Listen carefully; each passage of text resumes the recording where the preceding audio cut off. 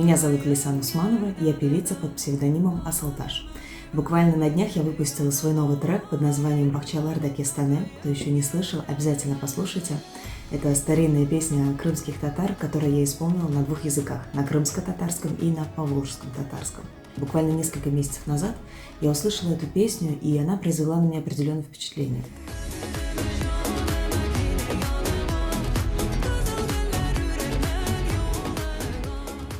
Несмотря на то, что территориально мы живем далеко друг от друга и, возможно, мало что знаем друг о друге, мне хотелось просто взять две культуры и соединить их в одной песне, так скажем, чтобы встретились в одном произведении, в одном голосе.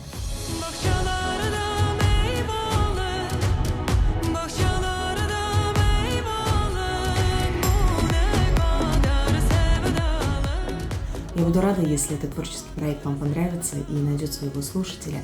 Делитесь со своими близкими и родными для того, чтобы как можно больше людей смогло услышать.